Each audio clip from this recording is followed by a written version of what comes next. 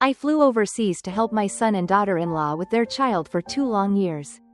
Only to be accused of having no boundaries. I never disturbed them, never barged into their private rooms, and only ever watched the baby on the first floor. I racked my brain but couldn't understand what crime I had committed. My son, furious, counted my sins on his fingers. You have 3 pairs of shoes in the shoe cabinet. Your face towel and toothbrush are in the bathroom. Your bowls and chopsticks are in the kitchen. And even the noise you make watching the baby, all of it is invading our private life. You truly have no boundaries at all. Why can't you learn from my mother-in-law? She never interferes, which is why she's so much more loved than you. It turned out that once I was no longer useful, I immediately became an obstacle. I wasn't the type to cling on where I wasn't wanted. Without another word, I packed my bags and returned to my country. Unexpectedly, the moment I left, their entire family was consumed by regret. I had just placed the last dish on the table, not even having sat down, when I heard my son sigh. Mom, you're listening to a story on Hebe audio. You can't even let us eat in peace. I was stunned. What did I do to disturb you? For the past hour, I had only been in the kitchen cooking, not saying a word to anyone. He looked agitated, his face wrinkled in annoyance. I habitually pulled out a chair to sit, but he suddenly yanked it away from me. Don't you understand plain language? I told you, you need to learn your place. I was frozen, unable to believe this was my own son. Yanxiang, tell me, what did I do wrong? Did I nag you? Did I enter your bedroom without permission? Before I finished, both he and his wife were glaring. My daughter-in-law, Annie, began complaining in English. His mother has no culture. She thinks you have to be loud to be annoying. That pighead is just hopelessly stupid. My son quickly placated her. My mom is just an old country woman. How can she compare to your mother, who is so understanding and knows her boundaries? Don't worry, I'll find a way to make her move out so she won't affect us anymore. Please hurry up, I can't stand it. We invited her over to watch Joan. But now Joan is on vacation with my mom. And she's still lingering here, refusing to leave. She's completely violating our privacy. Annie threw her chopsticks down, her face dark. Seeing this, my son pulled me to the door and hissed. Are you pretending not to understand? Or do you really not know what crossing the line means? Let me spell it out. 3 pairs of your shoes in the cabinet. Your towel and toothbrush in the bathroom. Your bowls in the kitchen. Even the sounds you make watching the baby. All of it affects our private life. That means no boundaries. Why don't you learn from my mother-in-law? She never bothers us, which is why I respect her more. I laughed, choking on my anger. 2 years ago, when you begged me to cross the globe to care for your child. Why didn't you mention boundaries then? When I spent my own money decorating this house and investing capital to start your company. Why didn't you talk about limits? Annie has only been an immigrant for 10 years. Yet she constantly runs her mouth about, this is a foreign country, and, don't bring your bad domestic habits here. Her words dripping with xenophobia. Forgetting her own heritage. Yet she was the one who insisted I come for her postpartum confinement. Complaining that Western food was inedible and begging me to grow vegetables in the garden for the family. Why didn't anyone mention boundaries then? Thinking of it all, especially the chair being yanked away, a knot of fury tightened in my chest until I couldn't breathe. Fang Yunxiang scratched his head, hesitated, then pulled a bill from his wallet and handed it to me. Look, just eat hamburgers or fries outside for a while. Don't eat at home. We'll call you before meals to cook. And when you're done, you go back to your place. Annie is stressed lately. Don't provoke her. I scoffed, my voice breaking with indignation. Are you kidding? You want me to buy groceries, cook the meal, and then not let me eat it? His face darkened. So what? You're my mother. You cooked for me my whole childhood. Didn't you? Now you're keeping score over one meal? You're really shameless, he muttered. Annie's right. You have no boundaries, always wanting a hand in everything. Tears welled up before I knew it, and despite trying to hold them back, they streamed silently down my cheeks. Fang Yunxiang glanced at me, his expression a mix of annoyance and blame. You're such a typical country bumpkin, only knowing how to cry when you can't win an argument. My mother-in-law is different, she's always calm and eloquent. Why do you lose to her in every way? You're the same age, but you look 10 years older. And you're not as educated.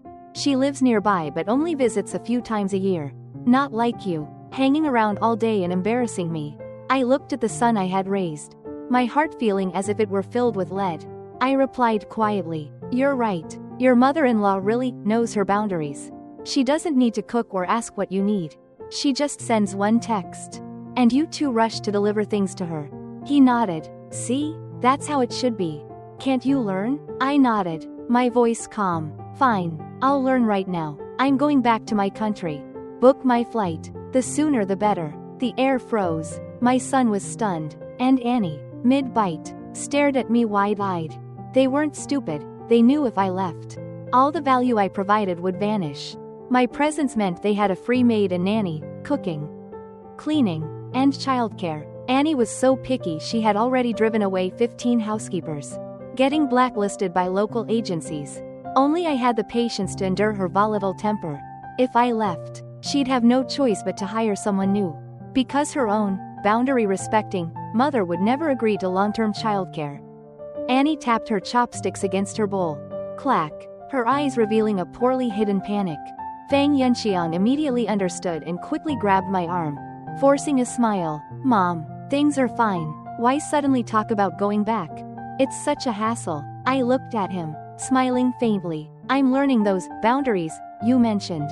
Half a world away should be far enough not to bother you, right?" Before I finished, Annie's voice cut in, sharp as a knife. In English, "Stop joking. If she leaves, who watches Joan? She's only 2, not old enough for preschool. And I am not doing disgusting chores like feeding or changing diapers. That's menial work, beneath me." Fang Yunxiang replied in English.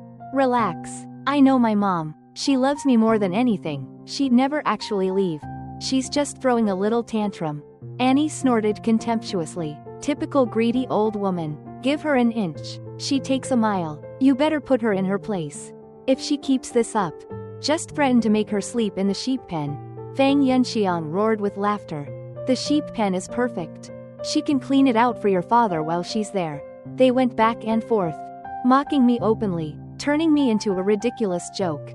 I said nothing, turning silently and walking back to my room. I sat on the bed, numb, for about 15 minutes before a knock came. My son's voice drifted through the door. "We're done eating. Go wash the dishes. After that, move out. Just eat outside for now. But come back to cook the meals." I opened the door, pulling my suitcase. Without saying a word, he paused, then nodded in satisfaction. "That's better. Learn to live with boundaries. It's more comfortable for everyone." Rolling my suitcase down the street, I suddenly felt I had gotten a raw deal. I'd been here so long, slaving over meals and childcare from dawn till dusk. Yet I'd never even visited a single tourist spot. I was at a serious loss. Immediately, I canceled my flight, booked a hotel near the city center, and started planning a travel itinerary. Traveling costs money, so I decided to immediately withdraw the capital I had planned to invest in my son's company. Luckily, I was just in time. The money had just returned to my account. Just a few days ago, he had asked to borrow $2 million from me to expand his business. Coincidentally, my life savings amounted to exactly $2 million. I had just transferred it to him this morning. Thinking back, feeding that $2 million to a dog would have been more worthwhile than wasting it on this ungrateful child. At 6 p.m., I leisurely walked into an art exhibition near my hotel. No rushing to cook, no schedule to keep. I could do whatever I wanted, go wherever I pleased. For the first time in my life, I truly felt what it was to live for myself. And the feeling was magnificent. Suddenly, my phone buzzed with a video call. It was Fang Yunxiang. "Mom, where are you? We came home, and there's no dinner. The fridge is empty. You know Annie only drinks bottled water. Are you trying to let us die of thirst?" Annie's voice immediately chimed in. "The garden is wilted because you didn't water it. The dog is filthy, and you promised to wash the curtains a month ago and still haven't touched them." She was still rattling on in English. Fang Yunxiang acted as interpreter, translating every word, interrogating me as if I were a runaway maid. Annie continued her rant. "It's almost dark. With how slow she is, she won't be done until 8. And that will interfere with my show. Isn't that violating my private space?" Suddenly, her eyes narrowed. "Wait, is his mom in a museum?" Fang Yunxiang sneered. "Impossible. She doesn't speak the language and has no education. She's probably just wandering around Chinatown. She wouldn't dare step into an exhibition. They both burst out laughing. I raised my head, looked straight into the camera, and spoke in fluent English. Don't worry. I will no longer invade your private space. From now on, I will never set foot in that house again. Their faces instantly turned pale. Fang Yunxiang frowned at me. Mom, since when do you speak English? I looked at him coldly, replying in English. I finished learning before I came. But the moment I arrived, the first thing I heard was my daughter-in-law complaining I was nosy. So I decided to stay silent to avoid being disliked. The first time we met, she had muttered in English that I looked exactly like the old hag desperate for a second child. I didn't want to cause trouble, so I kept my mouth shut. Back then, my son even defended me a little. Now, he was different, perhaps remembering how often they had badmouthed me right in front of my face. Their expressions flickered between red and pale, clearly guilty. After a few seconds, my son masked his guilt with anger. That's blatant deception. You have to apologize to us. If you don't apologize, don't even think about stepping into our house. And forget seeing your grandson. Well, isn't that just perfect? I was long tired of this life anyway, only wanting to return to my country and retire in peace. I nodded emphatically. Fine, I won't come in. I won't watch your son anymore. Either. You two handle it. I hung up immediately. He panicked, sending a barrage of texts scolding me for being old, petty, and malicious. I ignored them completely. The next morning, I was scrolling social media and saw an update about my grandson. His account, managed by my daughter-in-law, posted daily from his perspective to document his growth. The captions, usually in English, had suddenly switched to Chinese last night. The latest post was a family photo and a close-up of a jade bracelet. Still in the grandson's voice, starting today, I'll be living with grandma. Mommy is good, daddy is good, grandma is good, and the gifts are good. We are a real family. No more being disturbed by that person. I don't smell like poop anymore. Grandma is educated and elegant. She will definitely raise me well. Unlike some crude country bumpkin, I don't want to see her ever again. Obviously, these words were my daughter-in-law speaking through her son. A threat that if I didn't return, my position was gone. But I didn't care. I had worked like an ox for them for 2 years and received zero respect. Let alone gifts. Her mother frequently received necklaces, bracelets, earrings, and clothes. I wasn't even worth a cup of coffee. I liked all her posts, then screenshotted one, posted it as my own status. You're listening to a and story made sure on to Hebe, tag the the other audio. grandmother. Truly a capable and sensible co-mother-in-law. With you watching my grandson, I am relieved. The child is wonderful, just a bit of a picky eater. Remember to tell him stories to keep him interested during meals. Oh, and he wakes up every 2 hours at night. Remember to change his diaper, or he'll cry non-stop. Less than 5 minutes later, my son called. Mom, are you insane? Who said my mother-in-law was going to watch the baby? Your wife posted it herself. How can it be fake? He fumed. Is that what Annie meant? Besides, my mother-in-law is already exhausted from watching Joan. She was about to send him back. How could she possibly keep him? Just a few days and she's already tired? I couldn't help but mock him. Didn't you used to say childcare was easy? That I was getting the better end of the deal? He couldn't argue, so he resorted to blustering. Anyway, let me tell you, our child is our problem. We won't bother anyone. He's already on his way back. You come back and watch him. Now. I refused. I can't. I've learned about boundaries now. I can't just invade your private life. He nearly exploded. All right, Mom, is it fun to keep harping on that? Having boundaries doesn't mean complete abandonment. I laughed coldly. Oh, so, boundaries means I get all the hard, dirty work, and none of the good stuff? Is that the boundary you want? He choked again. That's not it. Don't say that. You're a country woman. Just getting to come to America is something others beg for. What more do you want? A wave of suffocation hit me, and I yelled, what do I want? I want all my assets back. I want to get away from you ungrateful wretches.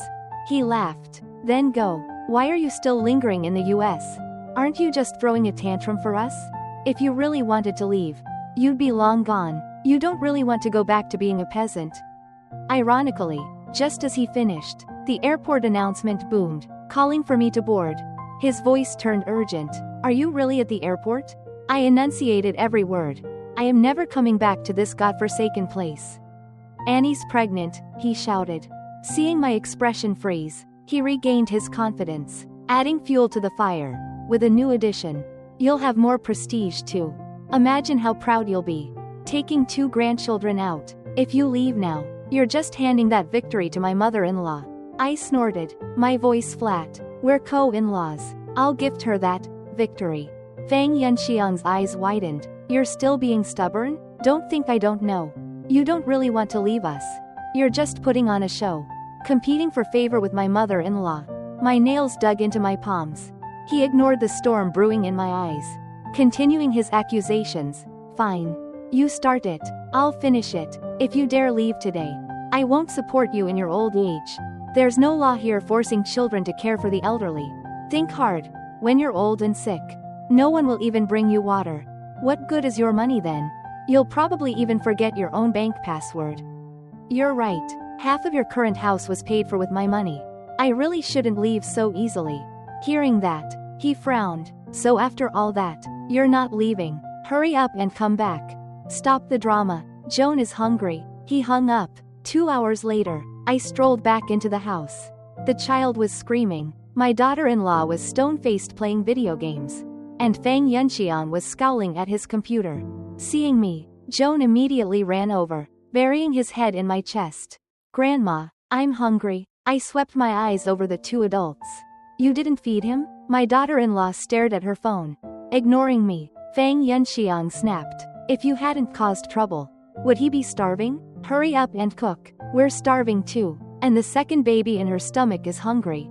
Only then did Annie slowly speak. I want cheese-baked lobster and salt and pepper spare ribs. Fang Yunxiang added 2 more dishes for himself. Not one person asked how my day was. Not one person asked if I had eaten. At that thought, I gently removed my grandson's hands. Grandma is an outsider in this house. I have to keep my boundaries with your parents. Go ask your mommy and daddy for food. The boy looked at me, confused, then ran to his mother. Annie finally exploded. What is wrong with you? How am I supposed to know how to feed him? I say a few words and you treat it like gospel? I've never met such a petty old woman. I didn't argue, just walked silently into the kitchen and busied myself. Seeing this, they both sighed in relief. 10 minutes later, when I emerged carrying only one single bowl of egg noodles, they both froze. Fang Yunxiang stormed into the kitchen, tore it apart, and finally, confirming there was no other food, slammed a plate down. Sun Gafang. This was the first time he had ever called me by my full name. Sun Gafang. I kept my head down, eating my noodles, pretending not to hear. He strode over and slammed my bowl upside down on the table. Boiling hot soup instantly scalded my hands, turning them bright red. He froze for a second. Then his face darkened. How can you be so selfish? We haven't eaten, and you dare to eat alone? I stood up calmly. The food was bought with my money. The utilities are paid by me. The gas is paid by me. How is eating my own food, eating alone? I smiled. You're the one who told me to come back. Now that I'm back, you have opinions? Why do you have so many opinions? He was stunned, then furiously dragged his wife out to dinner, not even bothering to take his child. I turned around and called the police. Hello, I want to report my son for child and elder abuse. The police here arrived quickly. Their car hadn't even reached the restaurant before it was intercepted. Those 2 were brought back to confront me. I held up my scalded hands, and my son was immediately silenced. His eyes were filled only with resentment. He clearly never expected I would actually call the cops on him. In the end, the couple was lectured for over half an hour. The police forced Fang Yunxiang's head down, making him apologize to me and promise never to lose his temper at me again. They were also ordered to cook a meal for their son on the spot. One chopped vegetables, the other stir-fried, coordinating smoothly. Nothing like the "we don't know how to cook" act they always pulled. The truth is, they were just lazy, wanting to dump everything on me. But I refused to be their scapegoat anymore. Letting go of everything, I suddenly discovered life could be this enjoyable. I slept when I wanted, ate what I wanted. I only cleaned my own space, only washed my own clothes, No more trying to soothe the baby while on the toilet. No more stressing over 3 meals a day. And definitely no more driving miles just to buy the right kind of free-range chicken. The child still clung to me. But if I pretended not to see, they couldn't ignore him, because if they dared, I'd call the police. We lived under the same roof but almost never crossed paths. I waited for them to leave before I emerged and returned to my room before they came home. Finishing my own business before resting. The house still had 4 people. It was just much louder. Sometimes it was Annie's impatient screaming. Other times the child's panicked wails. The air constantly hung heavy with a foul smell. The trash probably hadn't been taken out in days.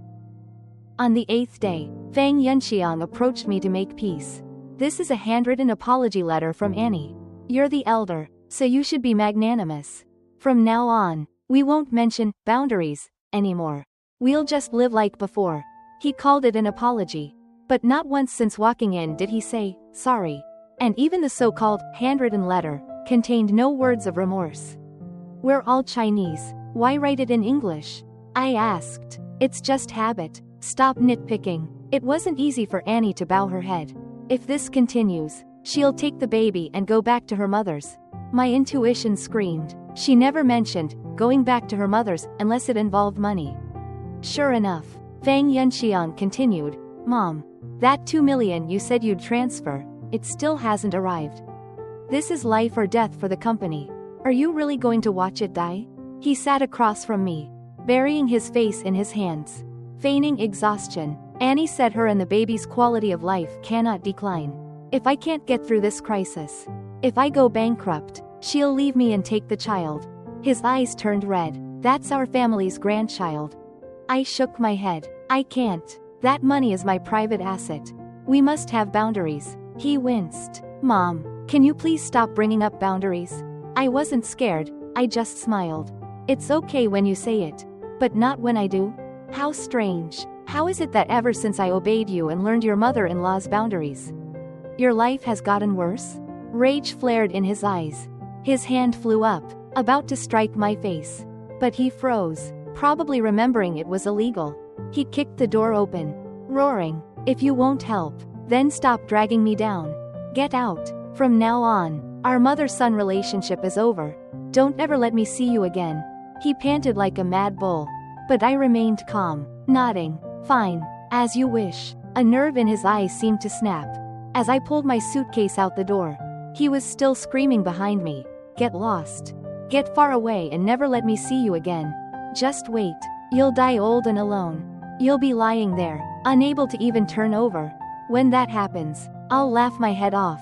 I won't even spare you a single glance. As I got in the car, my daughter-in-law ran up, clinging to the window. Mom, hurry and apologize to Yunxiang. There's still a way out. I smiled. So your Chinese is this good? Why did you only ever speak English to me? She snapped. Stop changing the subject. Do you even consider Fang Yunxiang your son anymore? I tossed back a light reply. Didn't you tell me I needed boundaries? He's your man. I wouldn't dare claim him as my son. Her face froze. I rolled up the window and never looked back. After a long journey, I was finally back in my own country, returning to my familiar countryside home. Every day was peaceful. The truth is, I had lived alone for over 10 years before going to the US. Every year, I hoped my son would visit.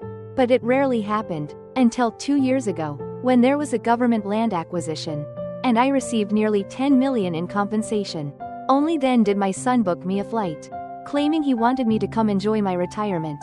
The villagers were all envious, saying my happy days were beginning. I thought so too. I never expected that once I arrived, it was nothing but childcare and housework, without a single person to talk to. When I tried to chat with my son just to ease the loneliness, he'd impatiently cut me off. Thinking back on those days, they were utterly meaningless. When the neighbors saw I had returned alone, they all asked why. I didn't hide it. I told them straight. My children found me disgraceful. Everyone sympathized. After all, anyone with children who had moved to the city had experienced living with them. That feeling of being an awkward, unwelcome burden, everyone understood. One friend said, "Don't be afraid. We sisters will rely on each other from now on." Another sighed. That's easy to say, but everyone gets sick. When that time comes, don't we still have to rely on our children? Gafong, I advise you to soften up. He's your only son. Your money will go to him eventually. Are you really going to burn that bridge? You don't see it now. But when you're ill, you'll know how good it is to have family by your side. They say good omens don't last. But bad ones always come true. Just 5 days later, after an autumn rain, I caught a cold. I was in the garden picking vegetables when I stood up too fast. The world went dark, and I collapsed right there. My friends frantically contacted Fang Yunxiang, deliberately exaggerating that I was gravely ill, urging him to return, but I heard no anxiety in his voice. Through gritted teeth, he just repeated, "Gravely ill? How gravely ill?" My friend stressed, "Look, it's really not good. Son Gafong only has you. You need to come back and see her. We're taking her to the hospital first. So book your ticket." Wait. Fang Yunxiang's voice was disturbingly calm. "Auntie Yun, don't take my mom to the hospital. Just let her lie at home. I'll be right back." My friend was baffled. "What do you mean, don't go to the hospital? If she's already gravely ill, what's the point? It's just suffering and a waste of money. Better to save that money for the next generation." Everyone fell silent, then erupted in anger. "That's your mother. How can you be so heartless?" I said, "Gravely ill. Not incurable." Fang Yunxiang argued back, irritated. "She's lived this long. What's the use of curing her? Will she still have the strength to watch my kids? You don't know. It's because that old hag wouldn't give me the money that I had to sell my house to save my company. Now my whole family has to live with my mother-in-law.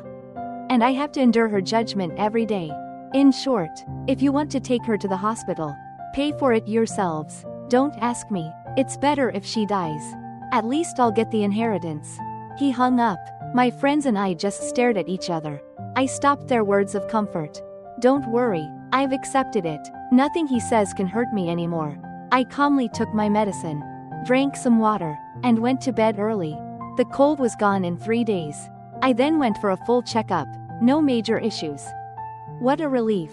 Ironically, just as the results came out, Fang Yunxiang texted my friend to ask, "Am I dead yet?"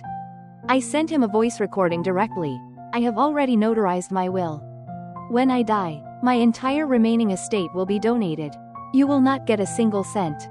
After sending it, I blocked him, tired of arguing. I thought we'd never see each other again. But life is rarely so simple. Half a month before Tet, I went shopping downtown with my friends. When I returned, huge suitcases were piled by my door.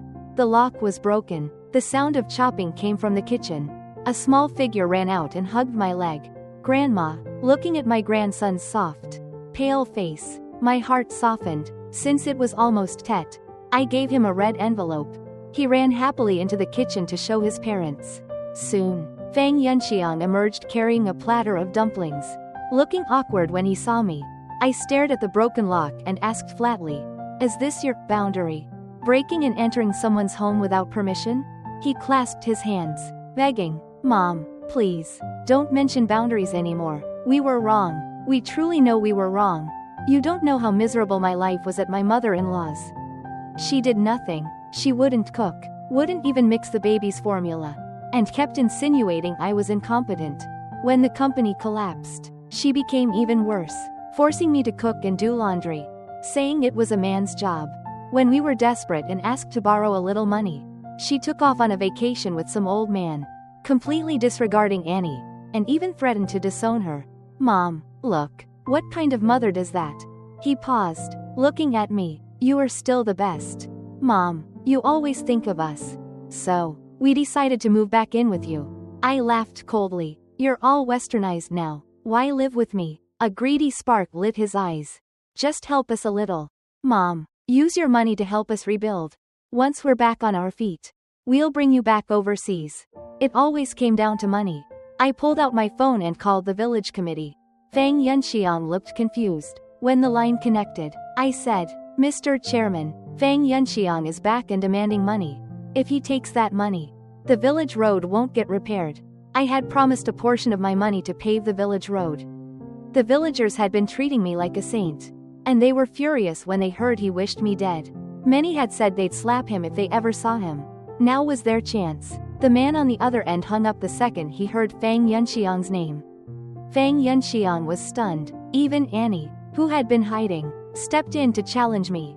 Mom, are you confused? What does the village road have to do with you? On what basis are you giving away money? Fang Yunxiang dropped the filial son act instantly, sweeping the platter of dumplings to the floor. That's my money. You dare give my money away? I forbid it. I remained calm, smiling. If it's your money, why can't you withdraw it yourself? He was livid. Suddenly, he grabbed my throat. I don't care. It's my money, and it can only be mine.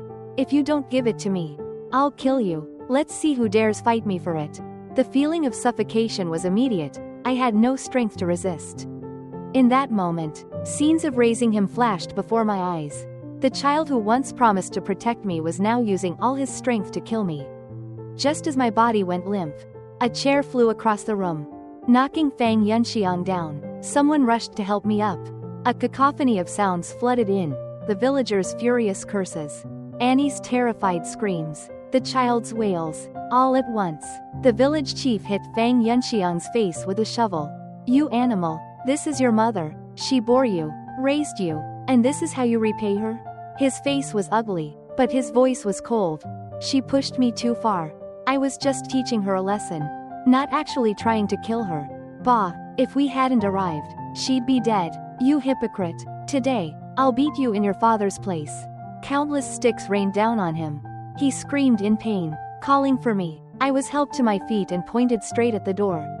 Take your wife and child and get out of here. Don't you ever let me see you again. The chief and the others immediately dragged him out. Annie was pulled out by the women. Only the child was untouched. He cried, scooped up a handful of snow, and threw it at me. Bad grandma, I hate you. When everyone was distracted, Fang Yunxiang rushed back and knelt before me. Mom, I was wrong. I was reckless. Please don't hold it against me. For my sake, for the child, don't kick us out. He grabbed Annie, trying to force her to kneel, but the arrogant Annie refused. In an instant, Fang Yunxiang kicked the back of her knees, roaring, "This is all your fault. If you hadn't picked on my mother, demanding boundaries all the time, I wouldn't be in this mess. You said your mother would help. And what happened? The second my company had trouble, she vanished. Wouldn't even take a call.